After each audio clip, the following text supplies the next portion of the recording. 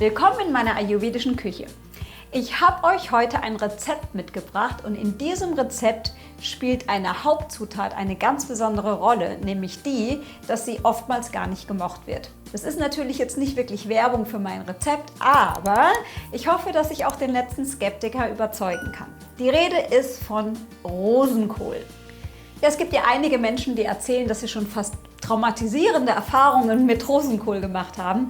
Ich vermute, dass es daran liegt, dass viele Rosenkohl als bitter empfinden. Es gibt einen Trick, wie der Rosenkohl nicht ganz so bitter ist, aber diese Bitterstoffe im Rosenkohl sind genau die, die für unsere Magenschleimhaut ganz besonders wichtig sind. Warum, das erzähle ich euch natürlich nachher. Ich möchte euch ja nicht verlieren, deswegen würde ich sagen, kommen wir jetzt erstmal zu unseren wunderbaren Zutaten.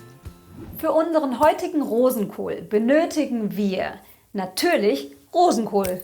Dann brauchen wir Olivenöl und eine Gewürzmischung. Meine besteht aus Salz, Pfeffer und Paprikapulver, aber ihr könnt natürlich nehmen, was euer Herz begehrt.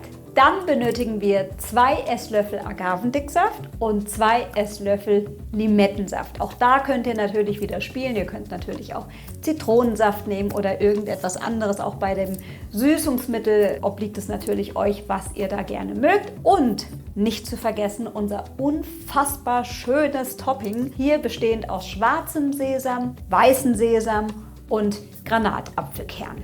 Hier auf diesen 2 Löffel befindet sich jeweils einmal Salz und einmal Zucker. Und genau diese beiden Löffel sind meine Geheimwaffe gegen das Bittere im Rosenkohl oder beziehungsweise das, was viele eben als so bitter empfinden. Als erstes blanchiere ich meinen Rosenkohl und achtet bei der Zubereitung darauf, dass ihr die dunklen oder beziehungsweise die welken Blätter alle entfernt und dass ihr am Strunk unten ein kleines Kreuz reinschneidet. Dadurch wird er nämlich dann später im Wasser schneller gar. Bis das Wasser aufkocht, kann ich auch schon mal den Herd einstellen auf 180 Grad Umluft.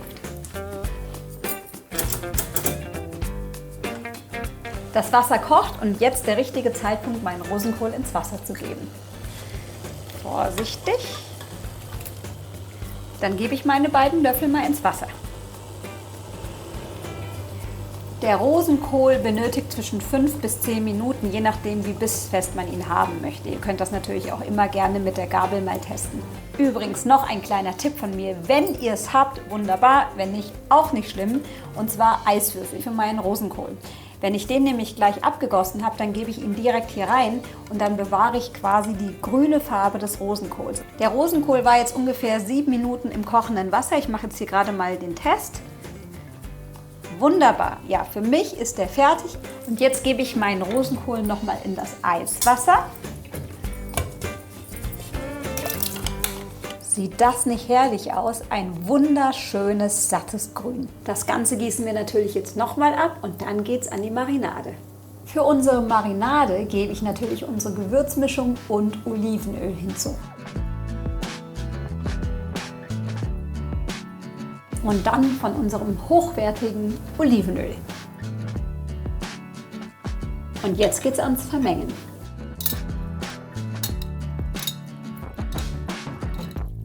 Es ist so richtig schön anzusehen, wie die Rosenkohlröschen ein herrliches Bad in dieser Marinade nehmen und wunderbar bedeckt werden. Und jetzt geht's ab in den Ofen.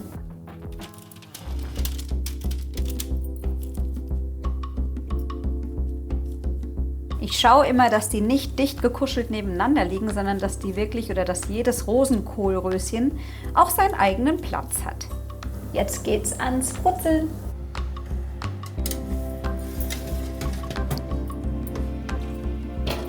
Der Rosenkohl bleibt so ungefähr für 15 bis 20 Minuten im Ofen. Auch da wieder wirklich beobachten, was tut sich im Ofen und dann kann auch nichts schief gehen.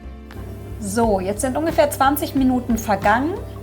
Ihr müsst den Rosenkohl zwischendrin auch nicht wenden, ihr könnt es tun, aber jetzt könnt ihr mal sehen, wie er aussieht, wenn man ihn dann wieder herausnehmen soll. Er hat, wie ihr seht, eine wunderschöne Bräunung abbekommen und genau so wollen wir ihn haben.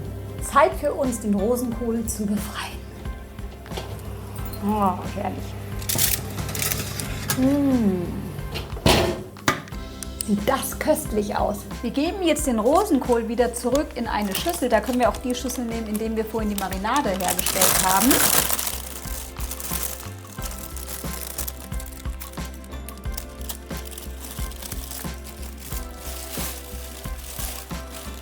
Jetzt kommen wir natürlich auch noch zu unserem Agavendicksaft und zu unserem Limettensaft. Die beiden bilden sozusagen die Glasur für unseren Rosenkohl. Die geben wir jetzt einfach drüber.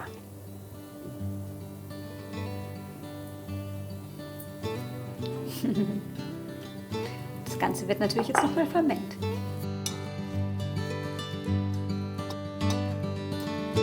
Und jetzt geht's ans wunderschöne Anrichten.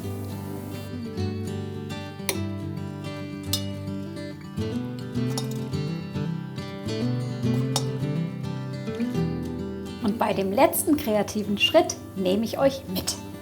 Und zwar nehmen wir hier einmal unseren schwarzen und unseren weißen Sesam. Sieht so hübsch aus, wir nehmen am besten gleich die ganze Schüssel. Und jetzt kommen die Granatapfelkerne. Ich finde es so hübsch. Voila! Und jetzt geht's ans Probieren. Ich habe jetzt hier gerade noch etwas Petersilie gefunden. Das bietet sich natürlich schon allein optisch dafür an, hier auf meinem Teller zu landen. Schaut euch mal dieses Farbenspiel an. Ist das nicht köstlich? Da soll einer sagen, das Auge isst nicht mit. Jawohl, ist es mit. Und ich werde es auch gleich probieren, aber ich möchte noch eine kurze Hommage an den Rosenkohl anstimmen. Denn dieser kleine Rosenkohl steckt voller Mineralstoffe und Vitaminen. Außerdem regen die Bitterstoffe in dem Rosenkohl auch unsere Verdauung an und beruhigen unsere Magenschleimhaut. Also ich würde sagen, probiert es einfach nochmal aus. Ich freue mich, wenn ihr euch freut und wenn er euch schmeckt. Und jetzt lasse ich es mir schmecken. Dann wollen wir mal. Lecker.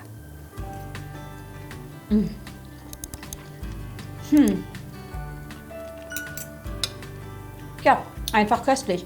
Und dieses Gericht enthält auch die 6 Geschmacksrichtungen. Wir haben die Süße durch die Granatapfelkerne, wir haben das Salzige durch das Salz, wir haben das Saure durch den Limettensaft und wir haben das Scharfe durch den Pfeffer und das Herbe und das Zusammenziehende durch, natürlich auch das Bittere, durch den Rosenkohl selbst.